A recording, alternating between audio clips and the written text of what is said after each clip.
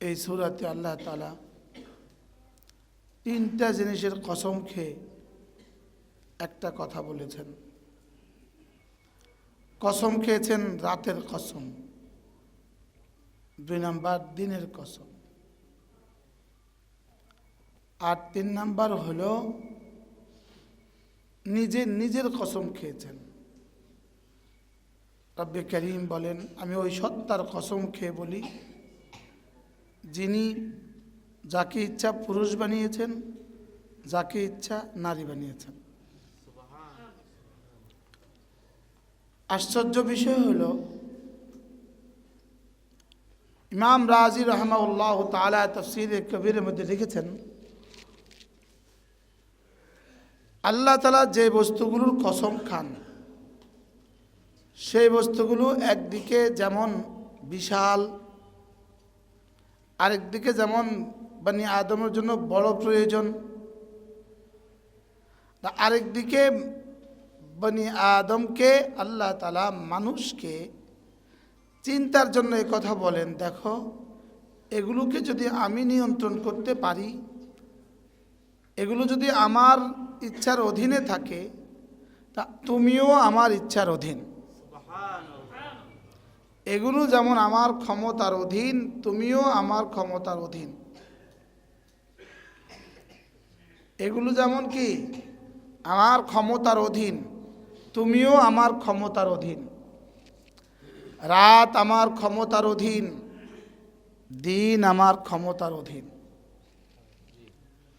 বলেন, রাত কার ক্ষমতার অধীন? দিন কার ক্ষমতার অধীন? আল্লাহ তাআলার ক্ষমতার অধীন। এগুলো প্রতিনিয়ত প্রতিদিন দেখতে দেখতে আমাদের কাছে আর বেশি কিছু মনে হয় না। আমরা মনে করছি আহ্নিক গতির চক্রে রাত আসে দিন যায়, দিন যায় রাত আসে, রাত যায় দিন আসে, আমরা এটাই ভাবছি। মূলত এটা শুধু আহ্নিক গতির চক্রে দিন আসে দিন যায় না, এটা আল্লাহ তাআলার ইচ্ছায় দিন হয়, আল্লাহ তাআলার ইচ্ছায় দিন যায় রাত হয়। আল্লাহ তাআলাই দিনকে রাতের ভিতরে ঢুকান, আল্লাহ তাআলাই রাতকে দিনের ভিতরে ঢুকান। এখানে পৃথিবীর কোনো বাহাদুরি নেই, এখানে আমেরিকার কোনো বাহাদুরি নেই। আজকের 4:45, আজকের 5:15 মাগরিব, গত 2 মাস আগেই ছিল 6:15। আজকে 7:45 সূর্য ওঠে, গত 2 মাস আগেও 6:45 সূর্য উঠছে। তুলিজুল লাইলা ফিন নাহার ওয়া তুলিজুন নাহারা ফিল লাইল, আমি রাতকে দিনের ভিতরে আমি ঢুকাই, দিনকে রাতের ভিতরে আমি ঢুকাই। যদি এটা আমার হাতে হয়, তাহলে তোমার হায়াত কেন আমার হাতে হবে না? তোমার মৌত কেন আমার হাতে হবে না? তোমার হায়াতটাও আমার হাতেই, তোমার মৌতটাও আমার হাতে। বলেন, যিনি রাতকে দিন বানান, যিনি দিনকে রাত বানান, তার হাতেই আমার জীবন, তার হাতেই আমার মরণ। শুধু এদ্দুর বিশ্বাস করেন যে আগামী জীবনে আপনার মৌত আল্লাহ তাআলার হাতেই, এর কোনো বিকল্প এক জাররাও নাই। না না, 1,00,000 ভাগের 1 ভাগও নাই। এটা কারোর হাতে আল্লাহ তুলে দেন নাই, এটা আল্লাহ তাআলা নিজের হাতেই রেখে দিয়েছেন। তো আল্লাহ তাআলা এই বস্তুগুলোর কসম কেন খান? আমার চিন্তায় এই আঘাত করার জন্য এগুলো নিয়ে তুমি একটু ভাবো। ওয়াল্লাইলি ইযা ইয়াগশা, আমি রাতের কসম খেয়ে বলি, রাত যখন ছেয়ে যায়, আচ্ছাদিত হয়। ওয়ান্নাহারি ইযা তাজাল্লা, দিন যখন আলোকিত হয়। এরপরে যে কসম খেয়েছেন সেটা তো শুধুই আমাকে ভাবিয়ে তোলার জন্য। ওয়ামা খালাকায যাকারা ওয়াল উনসা, আমি যে সত্তা, পুরুষকে পুরুষ আমি বানিয়েছি, নারীকে নারী আমি বানিয়েছি। এখানে পৃথিবীর কোনো বাহাদুর বানায় নাই, এখানে বাবার কোনো কর্তৃত্ব নাই, এখানে মার কোনো দখল নাই, এখানে মেডিকেল সায়েন্সের কোনো কৃতিত্ব নাই না। এটা শুধুই আমার ইচ্ছায়। ওয়ামা খালাকায যাকারা ওয়াল উনসা, আমি রাতের কসম খেয়ে বলি, আমি দিনের কসম খেয়ে বলি, আমি ওই সত্তার কসম খেয়ে বলি যিনি নারীকে নারী বানিয়েছেন, যিনি পুরুষকে পুরুষ বানিয়েছেন। এবার রব্বুল আলামিন বলেন, আমি কসম খেয়ে কি বলি, ইন্না সায়াকুম লাশাত্তা, নিশ্চয়ই তোমাদের সকলের চেষ্টা, নিশ্চয়ই তোমাদের সকলের কর্মপদ্ধতি, নিশ্চয়ই তোমাদের সকলের কাজ, নিশ্চয়ই তোমাদের সকলের কর্ম লাশাত্তা, ভিন্ন ভিন্ন। সকলের কর্ম কি? যোগ্যতা যেমন দিয়েছি কর্মও তেমন দিয়েছি, প্রত্যেকের কর্ম ভিন্ন ভিন্ন। এখন যদি এই প্রথম সারিতে ওই মাথা থেকে এই মাথা পুরো মসজিদে যতজন আছে সকলের উপরে জরিপ চালান, দেখবেন সকলের কাজ সকলের চেয়ে আলাদা, প্রত্যেকে আলাদা আলাদা। তাইলে বোঝা গেছে প্রত্যেকের কাজ যেমন আলাদা, তাহলে প্রত্যেকের নিয়ত আলাদা, তাহলে প্রত্যেকের দুনিয়ার হাইসিয়ত আলাদা, আখিরাতের পুরস্কারও আলাদা। প্রত্যেকের আখিরাতের পুরস্কার কি? আলাদা। প্রত্যেকের পুরস্কার আলাদা। একই ইমামের পেছনে নামাজ পড়লাম, একই ইমামের পেছনে একজন পুরস্কার পাবে 27, আরেকজন পুরস্কার পাবে 2700, আরেকজন পাবে 27,000, আরেকজন পাবে 27 লাখ, আরেকজন পাবে 27 কোটি, আরেকজনকে রব্বে কারীম হযরত সিদ্দিক আকবরের মতো নম্বর দিবেন, আরেকজনকে ফারুক আজমের মতো নম্বর দিবেন। সব আলাদা আলাদা। ওয়ালিকুল্লিন দারাজাতুম মিম্মা আমিলু, একই স্কেলে দুইজন চাকরি করে, একই স্কেলে। চাকরির নিয়োগ একদিনে ঢুকছে, বিয়োগও একদিনে হবে, একই দিনে একই স্কেলে। আপনি কি মনে করেন দুজনের ঘরের আসবাবপত্র একদম সমান? হ্যাঁ, জীবনে কোনোদিন সমান হবে? দুজনের পকেটে এই মুহূর্তে চেক করলে দুজনের পকেটে টাকা সমান হবে? হবে না। আল্লাহ তাআলা বলেন ওয়ালিকুল্লিন দারাজাতুম মিম্মা আমিলু, তোমাদের প্রত্যেকের পুরস্কার আলাদা আলাদা। ওয়ামা রাব্বুকা বিগাফিলিন আম্মা ইয়ামালুন, আর প্রত্যেককে কাকে কদ্দুর দিতে হবে রব এটার মাপকাঠি রবের কাছে জানা আছে। রবের কাছে কি আছে? রবের কাছে জানা আছে। এজন্য এই সূরার শেষের দিকে রব দাম বাড়ে কি দিয়ে এটা বলেছেন, দাম বাড়ে কি দিয়ে এটা বলেছেন সূরার শেষ আয়াত, ইল্লা ইবতিগা ওয়াজহি রাব্বিহিল আ'লা। সব খতিব জুমা পড়াবে, সব খতিবের নাম্বার কিন্তু এক নয়। সব মুয়াজ্জিন আজান দিবে, সব মুয়াজ্জিনের আজান নাম্বার কিন্তু এক নয়। সব ইমামের নাম্বার কিন্তু এক নয়। সব তাবলীগওয়ালার নাম্বার কিন্তু এক নয়। হ্যাঁ, সব নামাজির নাম্বার কিন্তু কি নয়, সব সেজদার নাম্বার কিন্তু এক নয়। আল্লাহ তো দিল দেখেন, আল্লাহ তো কি দেখেন? এখন বলে দিল অনেক ভালো, বাইরেরটা নাই। ওই যে আবুল ফাউল টাউল আছে না, ওই যে দিল ভালো, লালন দিল ভালো, আবুল দিল ভালো। আবুল সরকার একটা বাইরে, শয়তান বলেন, শয়তান বলে গানে বলে দিলকে শান্তি করে। কি যে আসেন ভিতরে আরো জায়গা আছে। আল্লাহ তাআলা বলেন ইন্না সায়াকুম লাশাত্তা, তোমাদের প্রত্যেকের কর্ম আলাদা আলাদা। তোমাদের প্রত্যেকের কর্ম কি? আলাদা আলাদা। এরপরে আল্লাহ তাআলা উদাহরণ হিসাবে দুইজনের কর্ম পেশ করেছেন, উদাহরণ হিসাবে দুজনের কাজ পেশ করেছেন। যেহেতু কর্ম আলাদা আলাদা, এবার উদাহরণ হিসাবে কয়জনের কাজ পেশ করেছেন? দুইজন। একজন সিদ্দিক আকবরের কর্ম, আরেকজন কুরাইশদের এক সর্দার উমাইয়া বিন খালফের কর্ম। কাফের সর্দার উমাইয়া বিন খালফের কর্ম। একজন কার কর্ম? আবু বকর সিদ্দিক রাদিয়াল্লাহু তাআলা তিনটা কাজকে উদাহরণ হিসেবে পেশ করেছেন। আরেকদিকে তারই বিপরীত উমাইয়া বিন খালফের তিনটা কর্মের উদাহরণ পেশ করেছেন। হযরত সিদ্দিক আকবর অনেক ধনাঢ্য মানুষ ছিলেন, অনেক সম্পদশালী মানুষ ছিলেন। আর উমাইয়া বিন খালফ কাফেরদের মধ্যে অনেক ধনাঢ্য ছিল। উমাইয়া কি করত? শুধু মাল দিয়ে শুধু গোলাম কিনত। গোলাম কিনে গোলামকে বিভিন্ন প্রশিক্ষণ দিয়ে সে এক এক গোলামকে এক এক কাজের জন্য নির্ধারিত করত। এটা মেষ চড়াতো, তো এটা গাছের ফল দেখতো, এটা গাছে পানি দিত, সব কাজ করাতো। উমাইয়া কি করতো? শুধু গোলাম কিনত। আর এই উমাইয়া বিন খালফের এই গোলাম ছিল হযরতে বেলাল। হযরতে বেলাল কার গোলাম ছিল?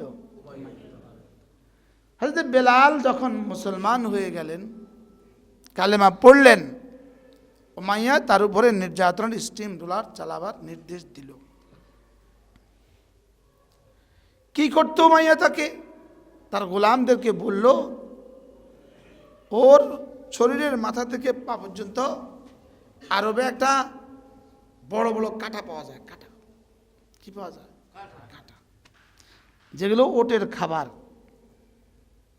মরুভূমিতে দেখবেন দূর দূর থেকে ঝোপ দেখা যায়, ঝোপ, একটা একটা গাছ, এগুলো ওটের খাবার, কাঁটা গাছ। এই কাঁটা তার পুরা শরীরে বিঁধে দিত,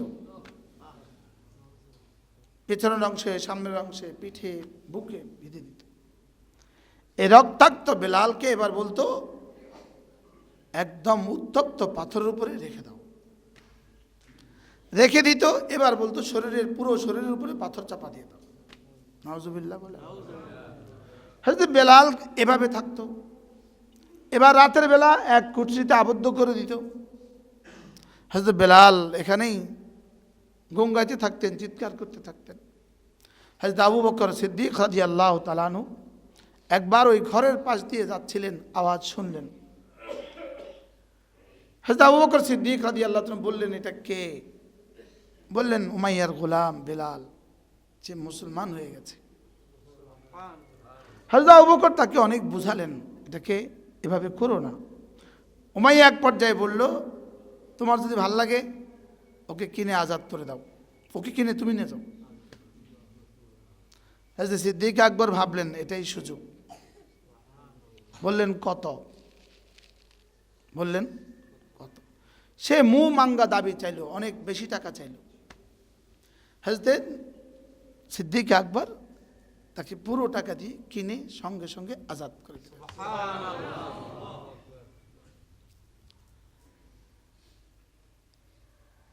একদিকে হযরত সিদ্দিক আকবরের কর্ম, আরেকদিকে উমাইয়া বিন খালফের কি কর্ম। আল্লাহ যে বলছে কর্ম আলাদা আলাদা, ইন্না সায়াকুম লাশাত্তা, তোমাদের প্রত্যেকের কর্ম কি আলাদা আলাদা, প্রত্যেকেরই কাজ আলাদা আলাদা, প্রত্যেকের ডিউটি আলাদা আলাদা। তবে একজনের ডিউটি, একজনের কাজ, তার পরিণাম ফল শুধুই জান্নাত, আর আরেকজনের কাজ পরিণাম ফল জাহান্নাম। মানুষ দুনিয়াতে যত ভালো কাজ করুক, একজনে বিশাল বড় রাস্তা বানিয়ে দিছে, আরেকজনে বিশাল বড় পোল বানিয়ে দিছে, আরেকজনে বিশাল বড় পানির ব্যবস্থা, নদীর ব্যবস্থা করে দিছে, আরেকজনের তার নিজের টাকা দিয়ে সরাইখানা খুলে দিছে, মেহমান হাজার হাজার মেহমান খাবে। এভাবে মানুষ যে যত ভালো কাজ করুক, চাই তার দৃষ্টিতে ভালো হোক, চাই মানবতার দৃষ্টিতে ভালো হোক, প্রত্যেক কাজ যদি এর পেছনে ঈমান না থাকে, বলেন আখিরাতে এক বিন্দু হবে না। এটা আপনারা বিশ্বাস করে নেন, না বুঝলেও বিশ্বাস করে নেন। যদি ঈমান না থাকে, বলেন কি আখিরাতে কি এক জাররাও হবে না। এজন্য উনি মানবতাবাদী। ঈমান ছাড়া উনি মানবতাবাদী, ওনার মানবতার পুরস্কার উনি পাবেন দুনিয়াতে। বুঝেন নাই? উনি কি বাদী? উনি কল্যাণকামী রাষ্ট্র চান, উনি কল্যাণকামী। ঈমান ছাড়া কল্যাণকামী রাষ্ট্র চান, কিছু কল্যাণ হইতে পারে, লেকিন ওনার আখিরাত হবে না। ঈমান ছাড়া আখিরাত হবে না। বলেন, উনি পৃথিবীতে যত বড়ই হন আর যত বড় কর্মই উনি সম্পাদন করেন, ঈমান ছাড়া আখিরাত হবে না। পৃথিবীর সমস্ত কর্মের ফলাফল আছে, আছে, সব ভালো কাজের ফলাফল আছে, লেকিন ঈমান হইলে ফলাফল দুনিয়াতে এবং আখিরাতে। আর যদি ঈমান না হয়, ফলাফল শুধু কোথায়? ফলাফল শুধু দুনিয়াতে। ফলাফল শুধু কি?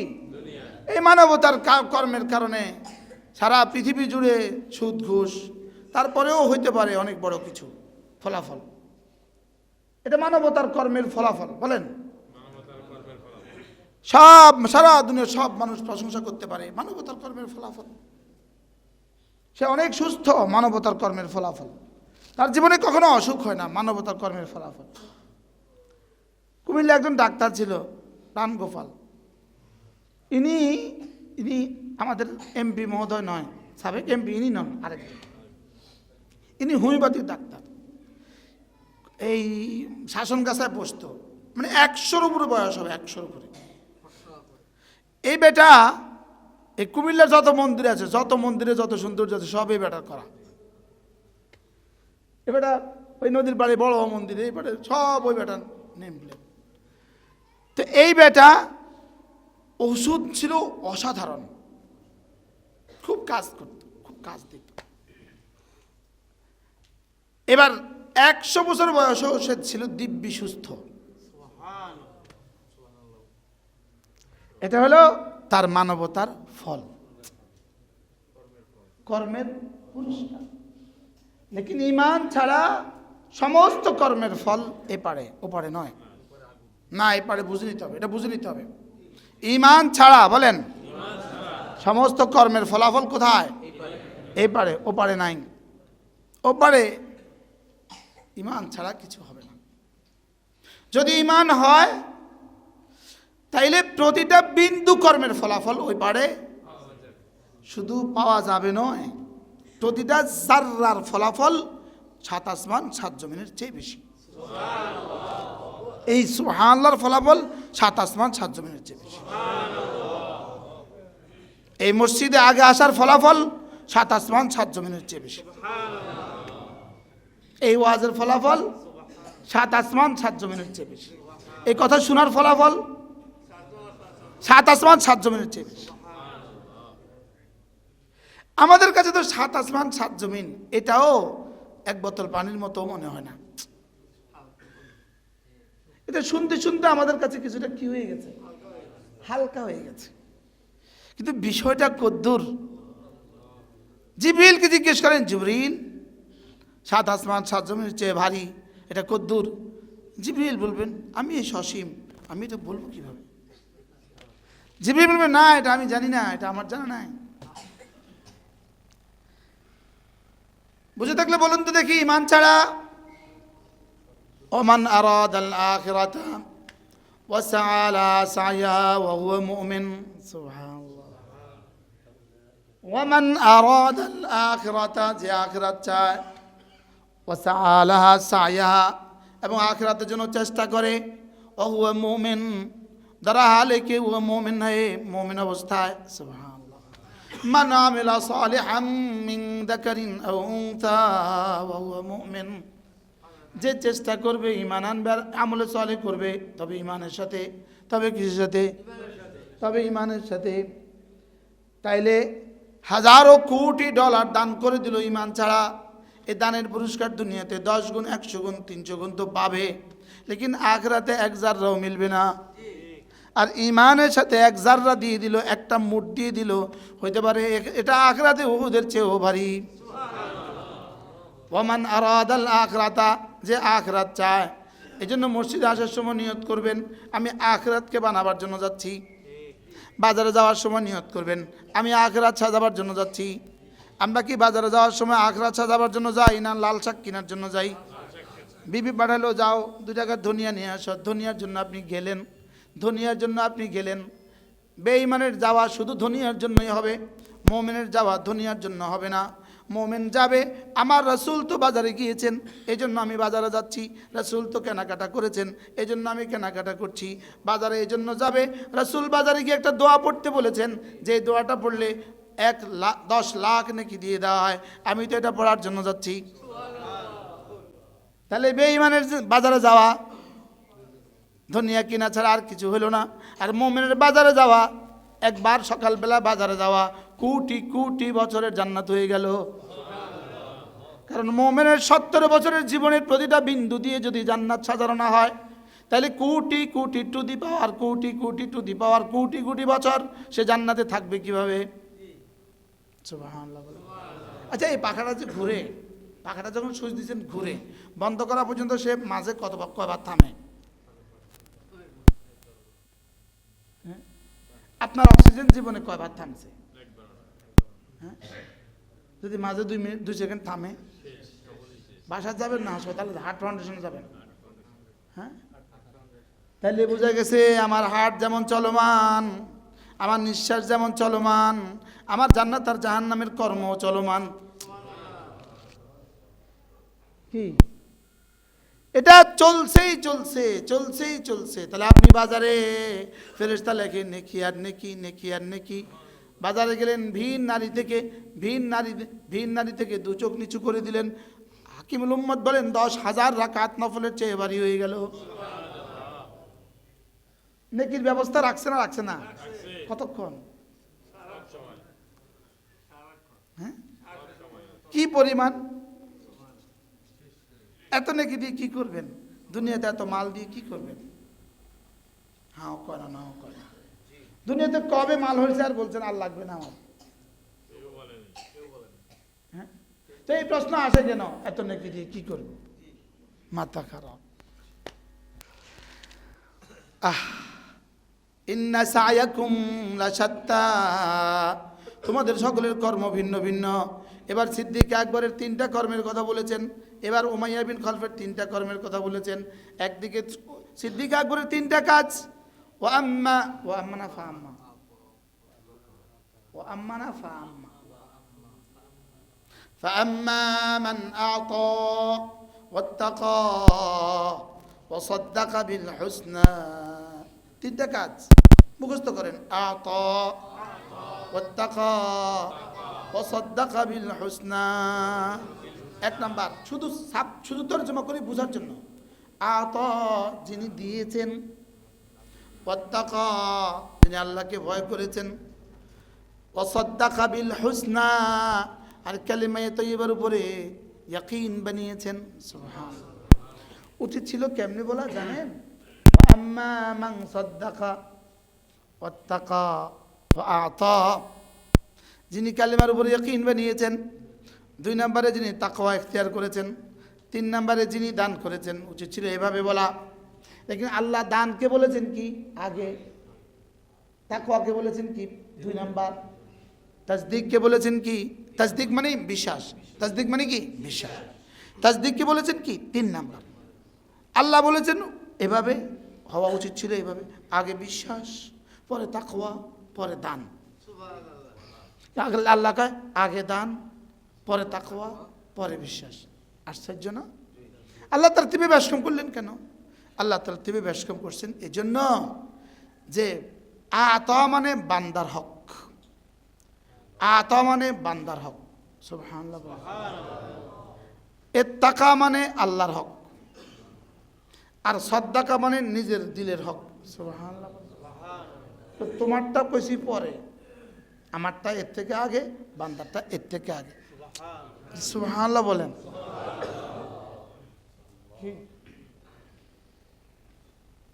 হযরত সিদ্দিক আকবর বিশ্বাসের হক আদায় করেছেন, বিশ্বাসের হক।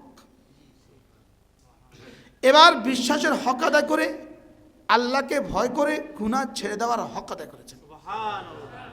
এবার নিজের যা ছিল বান্দাকে দেওয়ার হক আদায় করেছেন। একজন মানুষ যিনি সিদ্দিক আকবর,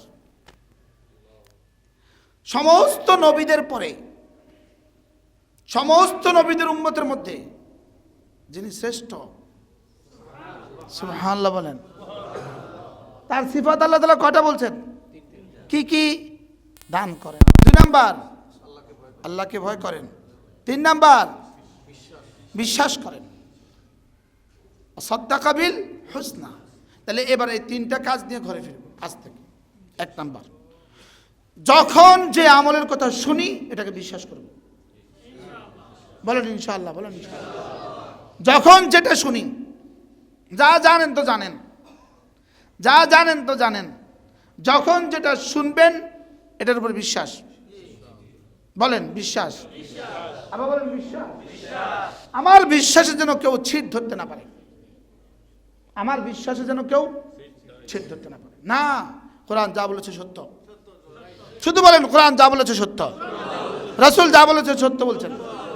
আরে আমি আমার দৈন্যতার কারণে পারি না, আমি বুঝি না, এই জন্য পারি না, জানি না, লেকিন যা বলছে সত্য বলছে। জীবনে কখনো এটা বলা যাবে না হুজুররা কি বুঝে, মনে বুঝেন নাই? হুজুরা বুঝলে তো হুজুরদের বাড়ি গাড়ি হইতো, হুজুরা কি বুঝে? না, বাড়ি গাড়ি হয়ে যাওয়া আপনার বুঝার দলিল নাও। বাড়ি গাড়ি এটা আপনার হয় না, আল্লাহ আপনাকে দিয়েছে। যে মনে করবেন আমি করছি এতে মরছে না। আপনার মতো মাস্টার্স পাস বহুত ছিল এই দেশে, ছিল না? ছিল না? বলে ছিল না? ছিল না? আপনার মতো ঢাকা শহরে থাকছে অনেক মানুষ না। আমাকে এই কথা বিশ্বাস করতেই হবে যে অসাদ্দাকা বিল হুসনা, এক এক নেকি, এক এক নেকি, যেটা যেখানে রাসূল বলেছেন সত্য বলেছেন, এটাকে সত্য মনে গ্রহণ করতে হবে। বলেন বলেন বলেন বলেন, এটাকে সত্য মনে কি করতে হবে? এটাতে যদি সমস্যা হয় আর কোনোটার দাম নাই, আর কোনোটার কি নাই। যেমন জুমার দিন আজানের আগে আসলে রাসূল বলছেন উট কোরবানির নেকি হবে, এটা আপনাকে বিশ্বাস করতে হবে। আর আমি যেতে পারছি না, লেকিন আমাকে এটা বিশ্বাস করতে হবে। আমাকে এটা কি প্রতিদিন নাকি একটা সেজদা দুনিয়ার মধ্যে যা আছে তার চেয়ে দামি, বিশ্বাস করতে হবে। একবার সুবহানাল্লাহ উহুদের চেয়ে ভারী, বিশ্বাস করতে হবে। তাহলে সিদ্দিক আকবরের কয়টা কাজের কথা বলছে? 3টা। কি কি? আতা দিয়েছেন। 2 নাম্বার ওয়াত্তাকা, আল্লাহকে ভয় করে গুনাহ ছেড়ে দিয়েছেন। 3 নাম্বার ওয়াসাদ্দাকা বিল হুসনা, সমস্ত নেকির উপরে বিশ্বাস করেছে। সমস্ত নেকির উপরে ইয়ে মাহবুব ভাই, ওই ম্যাজিস্ট্রেট স্যার কই? জরুরত হয়ে গেছে। আচ্ছা, ওয়াসাদ্দাকা বিল হুসনা, বলেন ওয়াসাদ্দাকা বিল হুসনা। তাহলে নামাজে কামিয়াবি এটাকে বিশ্বাস করতে হবে, রমজানে কামিয়াবি এটাকে বিশ্বাস করতে হবে। আল্লাহুম্মা বারিক লানা ফি রাজাব ওয়া শাবান ওয়া বাল্লিগনা রমাদান। হাজী ওদুদ সাহেব বড় মানুষ মাশাআল্লাহ, প্রত্যেক জুমা ধানমন্ডি থেকে এখানে চলে আসে। আল্লাহ তাআলা সুস্থতার হায়াত দান করেন। হ্যাঁ, আপনাদেরকে কদর করতে পারি না। ফজর পড়তে যখন উঠছি তখন দেখি এক বন্ধু বসে আছে বাইরে, নেত্রকোনা থেকে আসছে। হ্যাঁ, কত কষ্ট করে মানুষ, কল্পনা করেন তো। ঠান্ডার কারণে তো আপনি সামনের বাসা থেকে কি করতে পারলেন না, মসজিদে আসতে পারেন না। উনি নেত্রকোনা থেকে আসছে। ইন্না সায়াকুম লাশাত্তা, তোমাদের সকলের কর্মপদ্ধতি ভিন্ন ভিন্ন। সুবহানাল্লাহ। ওই আরেকজন যে মাওনা শ্রীপুর থেকে আসছে। কতক্ষণে রওনা দিলে নেত্রকোনা থেকে এসে উঠে, কতক্ষণে রওনা দিলে শ্রীপুর থেকে এসে উঠে, গাজীপুর থেকে কতক্ষণে রওনা দিলে এসে উঠে। ওই যে মুন্সিগঞ্জ থেকে আসছে, কতক্ষণে রওনা দিলে মুন্সিগঞ্জ থেকে এসে উঠে। ইন্না সায়াকুম লাশাত্তা, সকলের চেষ্টা ভিন্ন ভিন্ন। হযরত সিদ্দিক আকবরের কয়টা উদাহরণ? 3টা। 1 নাম্বার আতা মানে বান্দার সব হক আদায় করা। আতা মানে বান্দার সব হক আদায় করা। বিবিকে বিবির হক দেওয়া, মাকে মার হক দেওয়া। মার হক বিবিকে দেওয়া যাবে না, বিবির হক মাকে দেওয়া যাবে না। গতকালকে দুপুরবেলা গত পরশু দুপুরবেলা মেয়েদের মসজিদে আমার কথা বলার সুযোগ হয়েছে, তিন চার হাজার মহিলা ছিল, বড় দুইটা প্যান্ডেল করছে। ওরে বাপরে, বড় বড় প্যান্ডেল করছে, দুইটা প্যান্ডেল করছে। আমরা এক ঘর থেকে বয়ান করছি। তাই বলতেছি, আপনার শাশুড়িকে যদি আপনার হাজব্যান্ড একটা শাড়ি কিনে দেয়, আপনার কষ্ট লাগে কেন? আপনার যদি কষ্ট লাগে, আপনার কলিজায় সমস্যা আছে, আপনার ইমানের সমস্যা আছে। আপনার মাকে দিলে খুশি লাগে, আপনার শাশুড়িকে দিলে কষ্ট লাগে। বিষয়টা কোন জায়গায় ঠেকছে বিষয়টা? এরকম কষ্ট লাগে না? লাগে না? মাকে দিতে জীবনে কখনো স্ত্রীকে জিজ্ঞেস করবেন না। বুঝলেন কি বলছি বলেন? মাকে দিতে জীবনে কখনো কি স্ত্রীকে জিজ্ঞেস করবেন না, খবরদার। মাকে দিতে যদি স্ত্রীকে জিজ্ঞেস করেন, সঙ্গে সঙ্গে আরশের মালিক বলবে, তোর মা তোকে দিতে কবে তোর শাশুড়িকে জিজ্ঞেস করছে? মার মুখে এক লোকমা তুলে দেয়, সবাইকে বলে বেড়ায় মাকে কমলা তুলে দিছি। আচ্ছা 4 বছর 5 বছর প্রতিদিন কমলা ছিলে তোমার মা তোমার মুখে দিছি। বাস্তব না বাস্তব? মা, যাদের মা আছে অসাধারণ। যাদের মা ঘরে আছে বুঝবেন আপনার ঘরে জান্নাত আছে। জানি না কাদের মা আছে ঘরে, অনেকের মা আছে। এজন্য মাকে মার হক দিবেন, মাকে মার হক দিবেন। প্রয়োজনে আপনাকে এখানে আপনার বিবি নিয়ে থাকতে হয়, প্রয়োজন। আর আপনাকে আপনার বিবিকে আপনার পাশে রাখা, এটাও কোরআনের নির্দেশ। ও আসকিনুহুন্না মিন হাইসু সাকানতুম, তুমি যেখানে থাকো বিবিকে ওখানে রাখবা। সুবহানাল্লাহ বল। আপনি ঢাকা থাকেন, বিবিকে ঝুলায় রাখছেন দেশে, এটা বিবির হক নষ্ট করলেন। মাকে মার হক দিতে হবে, বিবিকে বিবির হক দিতে হবে, বাবাকে বাবার হক দিতে হবে। বুঝেন না কথা? আশ্চর্য কথা। যেমন ধরেন বাবা আর মার কথার মধ্যে যদি ইখতিলাফ হয়, মা বলেছে যাও বাজারে যাও, আর বাবা বলছে এখানে যেও না, তুমি এখন স্কুলে যাও। এই মুহূর্তে হুকুম কারটা মানবেন? হুকুম মানতে হবে বাবারটা। আশ্চর্য কথা। কারণ বাবার হুকুম মার হুকুমের চেয়ে বেশি বুদ্ধিমত্তার সাথে হয়। লেকিন এই মুহূর্তে তোমার কাছে 1 কাপ চা আছে, বাবা মা দুজন আছে, এবার তুমি কাকে দিবে? এবার মাকে দাও। সুবহানাল্লাহ বলো। আচ্ছা এইগুলো বুঝা কেমনে বুঝা? এটাও তো একটা বুঝার বিষয় আছে, মনে হয় বুঝেন না কথা। বারহাল মাকে মার হক দেওয়া, বাবাকে বাবার হক দেওয়া, মেয়েকে মেয়ের হক দেওয়া, ছেলেকে ছেলের হক দেওয়া। কোনো মুরব্বীরা কেউ আপনার জীবদ্দশাতে আপনার ছেলে মেয়েকে সম্পদ ভাগ করে দিবেন না। বুঝেন না মনে হয়? কিনলে এটা কি? আমরা অসুবিধা কি? আমি আমার সম্পদ ভাগ করে দিব, আপনার অসুবিধা কি? আমার সম্পদ আমি ভাগ করবো, আপনার অসুবিধা কি? না, আপনার অসুবিধা হবে কি? আপনি যদি এই ছেলে মেয়েকে সম্পদ ভাগ করে দিয়ে দেন, এই ছেলে মেয়েকে সম্পদ ভাগ করে এরা বাকি জিন্দেগি দুনিয়াবি হাইসিয়তে আপনার খেদমত করবে না। এটা স্বাভাবিক বিষয়। ইসলাম এই দিকটাকে খেয়াল করে কি বলছে? না, তোমার সম্পদ তোমার কাছে থাকুক, ওরা এখন এখান থেকে খাক, তোমার মৃত্যুর পরে আমি রব জিম্মাদারে নিলাম, ভাগ করে দিব।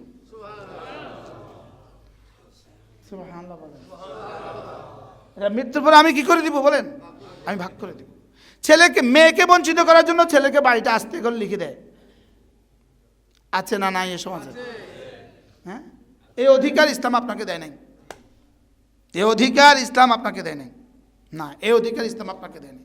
এটা নিশ্চিত ওই মেয়ের উপরে আপনি জুলুম করলেন। মেয়ের উপরে জুলুম করার সুযোগ নাই। বলেন কি বলছি বলেন? বলে হুজুর মানছি বুঝি এমনি কয়, এত শক্ত করে কয়। মেয়ের উপরে জুলুম করার সুযোগ নাই। মেয়ের উপরে কোনো জুলুম করার কি নাই? সুযোগ নাই।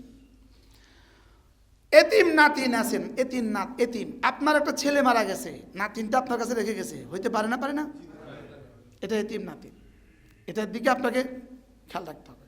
আতা মানে শুধু মসজিদে 10 টাকা দেওয়া নয়, মনে রাখেন।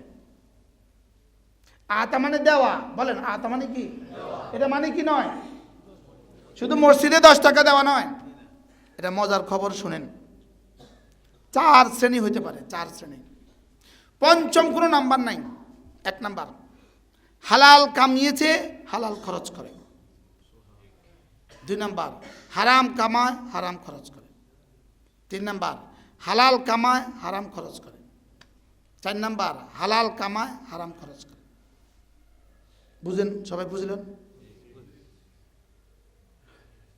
দোনোটা হালাল, দোনোটা হারাম। হালাল হারাম, হারাম হালাল। 5 নম্বর কোনো পয়েন্ট আছে? 5 নম্বর কোনো পয়েন্ট নাই, শুধু একটা হলো বৈধ। কোনটা? বলেন। হালাল কামাই, হালাল খরচ। বলেন। যেমন আপনি মসজিদ থেকে সুন্দর মতো যাওয়ার সময় ওখানে প্লাস্টিকের হাঁস বেচে রশিদে টাঙ্গাইয়া, আপনি 10 টাকা দিয়ে একটা হাঁস কিনে ফেললেন, হারাম। যদি হালাল টাকা দিয়ে কিনেন হারাম, হারাম টাকা দিয়ে কিনেন হারাম। আছে না? নাই? কোন প্রাণীর ছবি জীবনে কখনো কিনা যাবে না। বলেন, কি বলছি বলেন। কোন প্রাণীর ছবি জীবনে কখনো কি? আপনি বলবেন যে এগুলো করলে কি হয়? কি হয়? উত্তর হবে হাসরের ময়দানে গিয়ে টের পাবেন কি হয়। আমি আর কি বলবো আপনাকে? কি হয় উত্তর কি বলেন? হাসন নাই, হাসন না থাকলে তো আপনি মোমেন না, তো আপনি যা ইচ্ছে তা করেন, অসুবিধা কি? আমি কি বেঈমানকে সবক দিচ্ছি নি? আমি কি বেঈমানকে সবক দিচ্ছি? রুমে যে এতগুলো ছবি ঝুলায় রাখলেন, আব্বার ছবি, দাদার ছবি, নানার ছবি, খালুর ছবি, হারাম হারাম হারাম। বলেন হারাম হারাম হারাম। শোকেসে যে এতগুলো ছবি, ছোট ছোট হাঁস, ছোট ছোট মুরগি, ছোট ছোট টিয়া পাখি, ছোট ছোট ব্রোঞ্জ দিয়ে তৈরি, পিতল দিয়ে তৈরি, এটা দিয়ে তৈরি, এটা দিয়ে তৈরি, এটা ঘোড়া আপনি রাখছেন, এটা হাতি আপনি রাখছেন। প্রথম জিজ্ঞেস করবে কোন মাল দিয়ে কিনেছ, দেখাও আগে কোন মাল। দ্বিতীয় নম্বর জিজ্ঞেস করবে কোথায় লাগিয়েছ। বলেন বাস্তব না বাস্তব? আছে না নাই? ঘরে আছে না নাই? আলহামদুলিল্লাহ, আমার সৌভাগ্য হয়েছে আমার জীবনে অনেক ঘরে। আমরা কিন্তু আল্লাহ আমাদেরকে এভাবেই তৈরি করছে মনে হয়। আমার ঘরে বসে আমি ভাত খাইছি কবে এটা আমার মনে নাই। শুধু মাঝে মাঝে সেহরি খাওয়া হয়। মাঝে মাঝে কি হয়? রমজানের 30 দিনের মধ্যে একদিন সেহরিও খাওয়া হয় না। রমজানের বাইরে বৃহস্পতিবার, শুক্রবারে, সোমবার মাঝে মাঝে সেহরি খাওয়া হয়। তো আল্লাহ শুকর, আপনাদের ঘরে আমি যখন যাই তো সামনের রুমে যদি এই শোকেসের মধ্যে ছোট ছোট ছোট ছোট কি থাকে, তো এগুলো আমার দ্বারা ফেলে দেওয়া হয়। আলহামদুলিল্লাহ বলেন। আমি চুপে চুপে ওনাকে সুন্দর করে বইলা আস্তে করে লইয়ে আস্তে করে ফেলে। বসুন্ধরার এক বিখ্যাত ব্যবসায়ী, উনি একবার ওনার গ্রামের বাড়িতে আমাকে নিলেন। আমি কি হয়রান হয়ে গেলাম, এত সুন্দর বাড়ি। তো ওই বাড়ির উপরে প্রধান গেটের উপরে একটা পাখি, বাস পাখি, এত বড় একটা পাখি বানিয়ে রাখছে। তো আমি গেলাম, খেতে বসলাম, কথাবার্তা হইতেছিল। তো শেষে খানার মধ্যেই বললাম এই পাখিটা এটা তো হারাম, এটা কবিরা গুনাহ, সাফ কবিরা গুনাহ। উনি বললো যে কতজনকে তো আনলাম আমার ঘরে, কেউ তো কোনোদিন কইল না। আমি একটু সাহস করি বলে ফেললাম আর কি, আমি ছোট মানুষ, কালকে ভেঙে ফেলবো। পরের দিন ভেঙে সাথে সাথে বলছে এই ওটা ভেঙে দিস। আপনার হালাল টাকা দিয়ে আপনি হারাম করতে গেলেন কেন? যদি হারাম দিয়ে হারাম করেন তাহলে হারাম হোল স্কয়ার। বুঝুন না কথা, হারাম উপরে কি হোল স্কয়ার। আচ্ছা হালাল দিয়ে হারাম করেন, তুই হালাল দিয়ে হারাম করতে গেলি কেন? জবাব দাও, হালাল দিয়ে হারাম করতে গেলে কেন? আপনি বলবেন হুজুর এগুলো কি, এগুলো আসলে শরীয়ত? হয় এগুলো শরীয়ত। বলে যে ছোট ছোটগুলো দিলেন কেন? শুধুই আমাকে পরীক্ষা করার জন্য। আমার রব যেন চাচ্ছেন দেখি ও আমার সব মানে কিনা। আল্লাহ, ও আমার সব মানে কিনা। বলেন আমাকে টাকনুর উপরে পায়জামা পড়তে হবে কেন? কেন এটার মধ্যে এমন কি ঢুকে গেছে? না, এটা শুধু দিয়েছি দেখি ও আমারটা মানে কিনা। ওর নফসকে মন চাই জিন্দিগির পরিবর্তে আমারটা চায় কিনা। সুবহানাল্লাহ বলেন। মন চাই জীবনের পরিবর্তে আমারটা চায় কিনা। এই জন্য টাকনুর উপরে, যাদের টাকনুর নিচে পায়জামা, একটু সতর্ক হন। রাসূল বলেছেন মা আসফালা মিনাল কাবাইনি মিনাল ইজার ফিন্নার, টাকুর নিচে কাপড়ের যে অংশ এটা জাহান্নামে যাবে। আপনি কি মনে করেন কাপড়টা কেটে জাহান্নামে দিয়ে দিবে? হ্যাঁ, নাকি পাটা কেটে জাহান্নামে দিয়ে দিবে? অর্থ কি? যদি খোদা না খাস্তা আপনি অবিশ্বাস করেন, ইমানের সমস্যা আছে। যদি অবিশ্বাস না করে এমনিতেই করে ফেলছেন না বুঝে, তো বলবে বুঝলি না কেন, তুই এটা জানলি না কেন। আচ্ছা, এবার জেনে করলেন না, জেনে আপনি জানেন হারাম, এবার করলেন, তুই করলি কা, তুই তো জানিস তুই করলি কা, কি হয়েছে, কোনো অসুবিধা তো হয় না জীবনে দুনিয়াতে। তোর অসুবিধা না অসুবিধার তো কোনো কথা নাই, আমি তো রব লাগি, আমি বলেছি এটা করতে। সুবহানাল্লাহ বলেন। আমি তোর কি লাগি? আমি তোমার রব লাগি। কি বলে? এটা নামাজের সময়ের বিষয় নয়, এটা নামাজের সময়ের বিষয় নয়, এটা নামাজের সময়ের বিষয় নয়, এটার সাথে নামাজের কোনো সম্পর্ক নাই। আমি কি বুঝাতে পারছি আপনাকে? এটা কখনকার বিষয়, এটা সব সময়ের বিষয়। হযরত সিদ্দিক আকবর রাদিয়াল্লাহু তাআলা যেদিন রাসূল এই হাদিস বলেছেন মা আসফালা মিনাল কাবাইনি মিনাল ইজার ফিন্নার, হযরত সিদ্দিক আকবর তো সিদ্দিক আকবর, তিনি কাঁদতে থাকলেন, তিনি কান্না শুরু করলেন। সাহাবায়ে কেরাম বললেন আপনি এত কাঁদছেন কেন? তিনি বললেন আমার একটু বয়স বেশি, তো তোমাদের তুলনায় একটু বেশি, আমার পেটটা একটু ভারী, তা আমার মোটা হওয়ার কারণে আমার নিচের কাপড়টা মাঝে মাঝে নিচে নেমে যায়, এই জন্য আমার ভয় হয়। অথচ কত মাওকাতে, কত স্থলে, কত জায়গাতে হযরত সিদ্দিক আকবরকে রাসূল বলেছেন আবু বকর ফিল জান্নাহ, আবু বকর জান্নাতি, আবু বকর কি জান্নাতি। হযরত সিদ্দিক আকবর কাঁদতে শুরু করলেন, আল্লাহ রাসূলের কাছে খবর গেল আবু বকর কান্না করে। হযরত আবু বকর আল্লাহ রাসূল বললেন আবু বকর যাও, যদি কখনো ভুলে তোমার নিচের কাপড়টা, নিচের লুঙ্গিকে বলে ইজার, নিচের ইজারটা যদি নিচে নেমে যায়, আবু বকর যাও, আনতা মুস্তাসনা, তুমি বাদ। সুবহানাল্লাহ বলেন।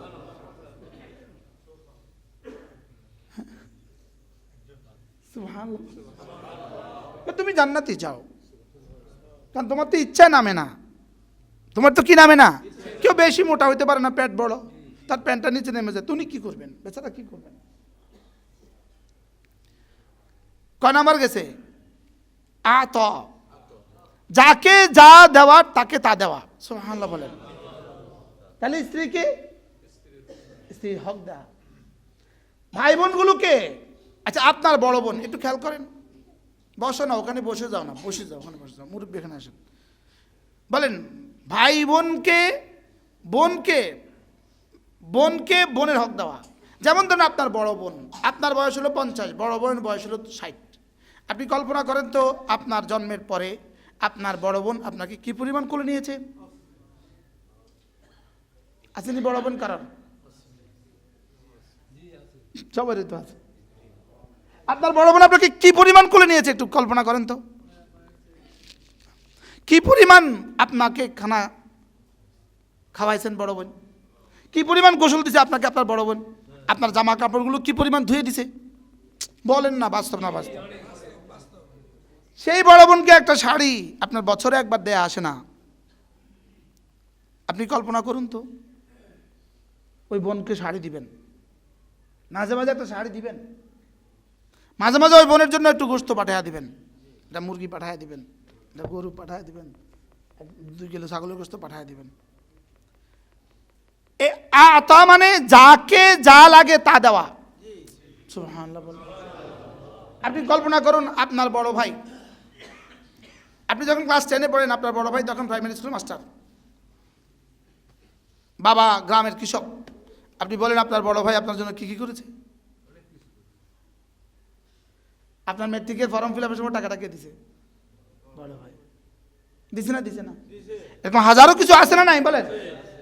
এবার বলুন তো দেখি আপনার বড় ভাই আপনার কাছ থেকে কি কি পাওয়ার আছে? অনেক কিছু পাওয়ার আছে না নাই? এই তার মধ্যে এটাও আছে।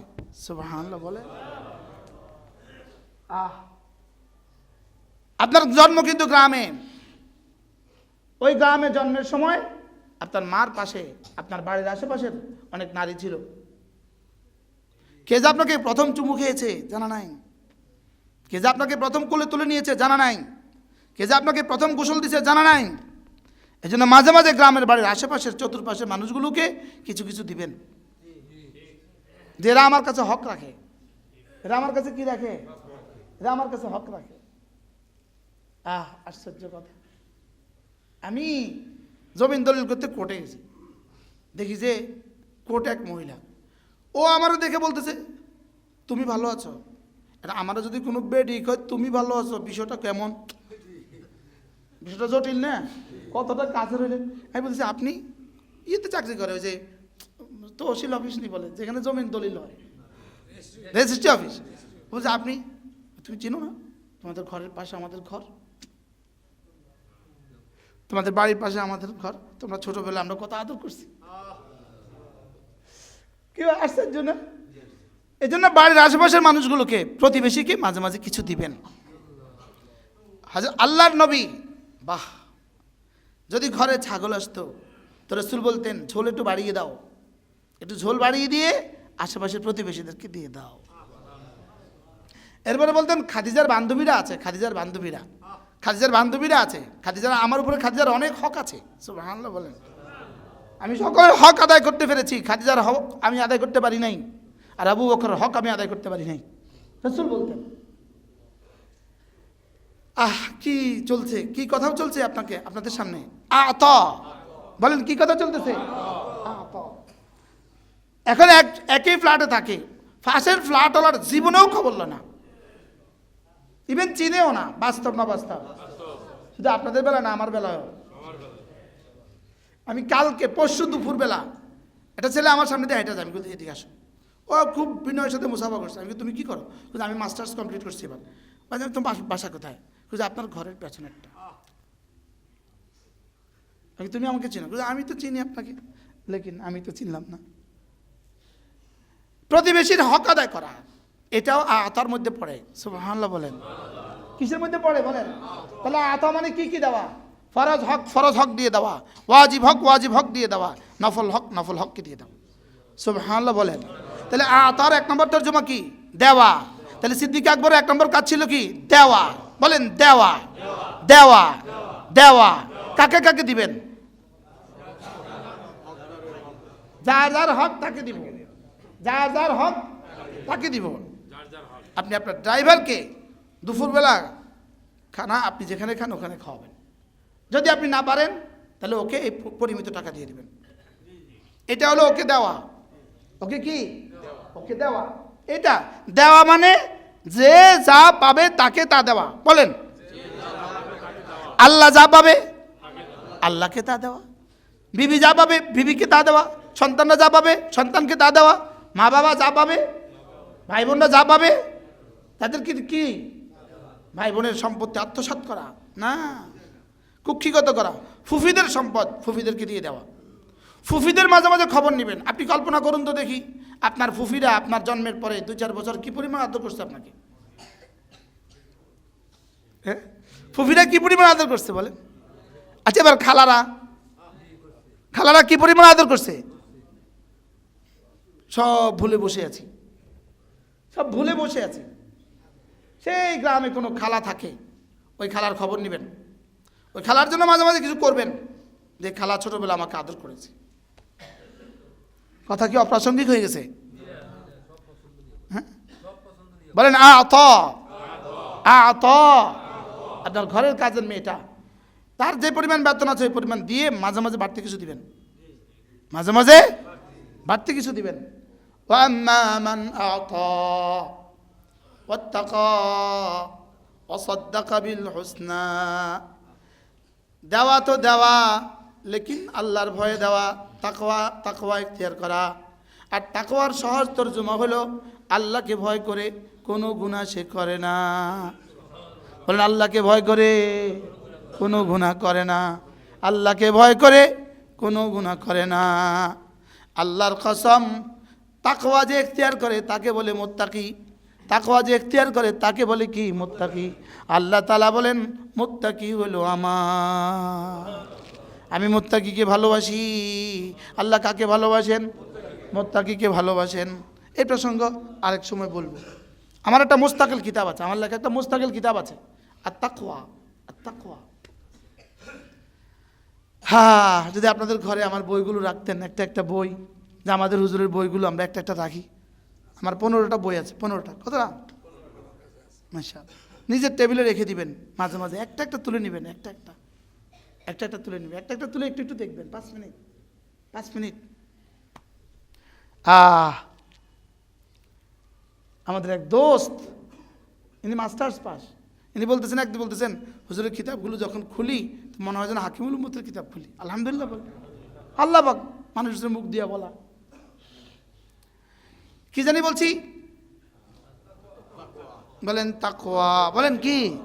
তাকওয়া। তাহলে 1 নম্বর কাজ ছিল কি? দেয়া। 2 নম্বর কাজ ছিল কি? তাকওয়া। এবার 3 নম্বর কাজ ছিল ওয়াসাদ্দাকা বিল হুসনা। আবু বকর তাসদিকের হক আদায় করেছে, বিশ্বাসের হক আদায় করেছে। মানে আবু বকর বিশ্বাসের কি? এখানে হোসনার এক তরজমা হলো লা ইলাহা ইল্লাল্লাহ, লা ইলাহা ইল্লাল্লাহ, লা ইলাহা ইল্লাল্লাহ। সিদ্দিক আকবরের এই 3 কর্মের পুরস্কার। কটা কর্ম? কি কি? আতা, আত্তাকা, ওয়াসাদ্দাকা বিল হুসনা। বাংলা দিয়েছেন, তাকওয়া মতো চলে গুনাহ ছেড়েছেন, আর সমস্ত আমলের উপরে বিশ্বাস করেছেন। 3 আমলের, এই 3 কাজের বিনিময়ে রব্বে কারীম বলেন ফাসানুয়াসসিরুহু লিল ইউসরা। আমি জান্নাতের কাম, জান্নাতের সমস্ত কর্মগুলোকে তার জন্য সহজ করে দিলাম।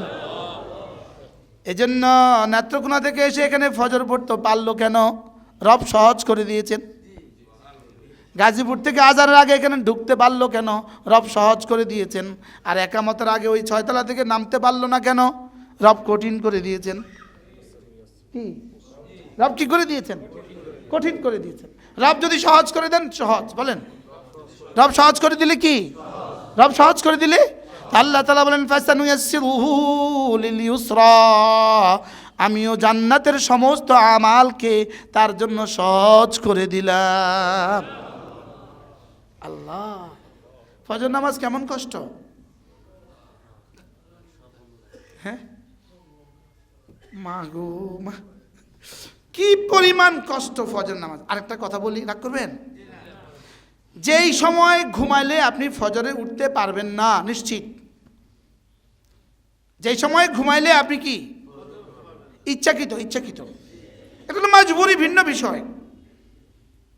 যে সময় ঘুমাইলে আপনি ফজরে উঠতেই পারবেন না, এই সময় ঘুমানো আপনার জন্য হারাম।